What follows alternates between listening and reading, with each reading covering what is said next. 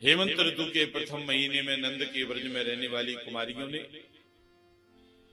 हवस्यान्न खा करके कात्यायनी मैया का पूजन किया और सुबह होते ही अरुणोदय होने पर एक दूसरे का हाथ पकड़ लेती थोड़ा सा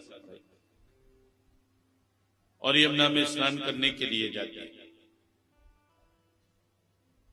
बालू से भगवती की मूर्ति बनाती, चंदन अक्षत धूप दीप से भगवती का पूजन करती और उनसे प्रार्थना करती, मैया कात्यायनी महामाये महायोगिन्निधीश्वरी नंद गोप सुतम ने भी पतिम में कुरुते नमः। हे कात्यायनी, हे महामाये, हे अधीश्वरी, नंद गोप के पुत्र कृष्ण को मेरा पति बनाओ, ऐसी प्रार्थना करते। गोप सुता कहीं गौरे गुसाइन पाए पैरो बिनती सुन लीजे। गोप सुता कहीं गौरे गुसाइन पाए पैरो बिनती सुन लीजे। दीन दया निधि दासी के ऊपर नेके सोचित दया रस बीजे। दीन दया की दासी के ऊपर नेके सचित दया रस बीजे। दे जो ब्याह चांद मोहन, दे जो ब्याह चांद मोहन, माते पिता कछु नहीं कीजे। सुंदर सावेरो नंद कुमार बसे और जोवर सुवर दीजे। सुंदर सावेरो नंद कुमार बसे और जोवर सोवर दीजे बसे और जोवर सोवर दीजे। सुंदर सांवरो नंद कुमार बसे और जोवर सोवर दीजे। एक महीने तक वहां की नारियों ने व्रत किया। एक बार हमेशा की तरह अरुणोदय होने पर एक दूसरे का हाथ पकड़ा यमुना में स्नान करने के लिए गई। नद्याम कदाचिदागत्यो तीरे निक्षिप्त पूर्ववत् बासांसी कृष्णम गायन्तो विज्रहु सलिले मुदा।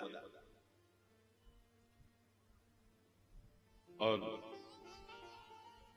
भगवान कृष्ण को पता चला कि गोपियां यमुना में स्नान करने के लिए गई हैं। जैसे ही गोपियों ने अपने वस्त्रों को उतार करके किनारे पर रखा और यमुना में स्नान करने के लिए प्रवेश किए तो भगवान वहां पर अपने साथियों के साथ पहुंचे हैं और उन गोपियों के वस्त्रों को उठाया, पोटली में बांधा और लेकर के कदम के वृक्ष के ऊपर चढ़ गए। प्रेम मगन युवती सब रही ध्यान मन लाए, हरिशब भूषण वसन ले चढ़े कदम पर धाए। भगवान कदम के वृक्ष के ऊपर चढ़ गए। हल्का सा गोपियां जब तक स्नान करती नहीं, उनकी दृष्टि किनारे पर नहीं गई तब तक तो ठीक, और जब स्नान करते करते उनकी दृष्टि किनारे की तरफ गई, उन्हें कपड़े दिखाई नहीं दिए, वस्त्र दिखाई नहीं दिए। परेशान हो गई, हमारे वस्त्रों को कौन ले गया? भगवान कहने, अरे अब हम घर तक कैसे पहुंचेंगे? गले तक ठंडे पानी में डूबी हुई हैं, वस्त्र उनको दिखाई नहीं दे रहे, जल में ऐसे ही स्नान कर रही हैं, अब घर तक कैसे पहुंचेंगी? अब क्या होगा? हमारे वस्त्रों को कोई उठा करके ले गया। गोपियां रो रही, घबरा रही। भगवान कहने लगे, तुम लोग चिंता मत करो, तुम्हारे वस्त्र बिल्कुल सुरक्षित हैं, कपड़े सुरक्षित हैं मेरे पास। चाहे एक एक करके चली आओ, चाहे सब साथ में चली आओ, ले जाओ।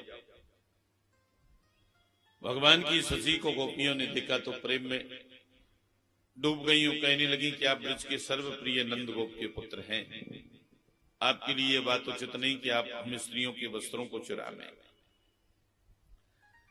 आपके पिता की समाज में बड़ी प्रतिष्ठा है, लोग क्या कहेंगे कि देखो उनका पुत्र ऐसे काम करता है, तुम्हारे पिता की इसमें बदनामी होगी, हमारे वस्त्र में दे दो। भगवान कहने लगे, गोपियों तुमने एक नहीं दो अपराध किए, एक लौकिक अपराध, एक धार्मिक अपराध। जल में नग्न होकर के तुमने स्नान किया, शरीर पर कोई वस्त्र नहीं। पहला अपराध लौकिक अपराध ये है, वस्त्रों को किनारे पर रख दिया, तुम स्नान करने लगी। तुमने ये भी नहीं सोचा कि कोई मनचला व्यक्ति आए तुम्हारे वस्त्रों को उठा करके ले जाए, तुम्हारी घर तक पहुंचने में क्या स्थिति बनेगी। ये लौकिक अपराध है। धार्मिक अपराध ये है कि जल के अंदर वरुण देवता का वास होता है और तुमने जल के अंदर निर्वस्त्र होकर के स्नान किया, इसलिए वरुण देवता का अपमान हुआ है। दो अपराध किए, इसके लिए तुम्हें प्रायश्चित करना होगा और ये प्रतिज्ञा करनी होगी कि आज के बाद में हम कभी इस प्रकार से स्नान नहीं करेंगे, कभी भी निर्वस्त्र स्नान नहीं करना चाहिए। यदि आप अपने बाथरूम में भी हैं और कुंडी लगा करके यदि आप स्नान कर रहे हैं तो उस समय भी आप निर्वस्त्र स्नान न करें। आपके शरीर पर कोई ना कोई एक वस्त्र जरूर होना चाहिए, नहीं तो शनि का भी असर होता है उस व्यक्ति के ऊपर। हमारे धर्म शास्त्रों ने ये बिल्कुल मना किया है निर्वस्त्र स्नान करने के लिए। वरुण देवता कुपित होते हैं, इसलिए जब स्नान करो तो कोई ना कोई शरीर पर एक वस्त्र होना चाहिए।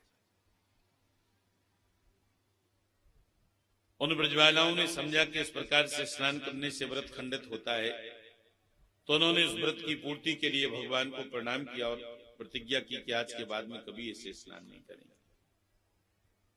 भगवान ने उन गोपियों के वस्त्रों को दे दिया। अब यहां एक प्रश्न उठता है, कई लोग कहते हैं कि देखो भगवान ने गोपियों के वस्त्रों को चुराया, उन्हें ऐसा नहीं करना चाहिए। भगवान जब ऐसा करेंगे तो साधारण जनमानस में क्या संदेश जाएगा, उन्हें ऐसा नहीं करना चाहिए। ऐसा मत कहो। भगवान की कोई भी लीला गलत नहीं है, प्रत्येक लीला में रहस्य है। भगवान की प्रत्येक लीला में रहस्य।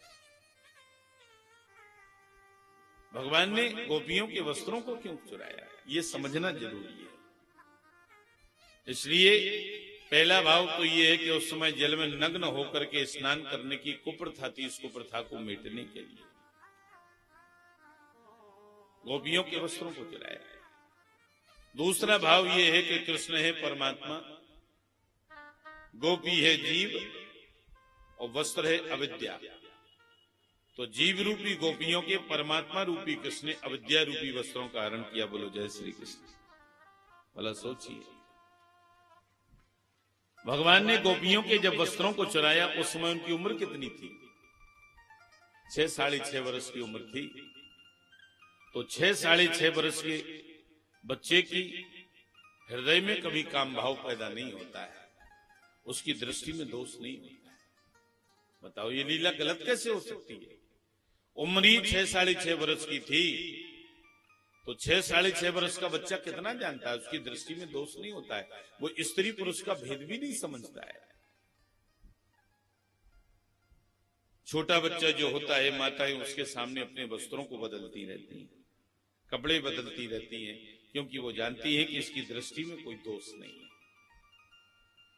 तो जीव रूपी गोपियों के परमात्मा रूपी कृष्ण ने अविद्या रूपी वस्त्रों का हरण किया।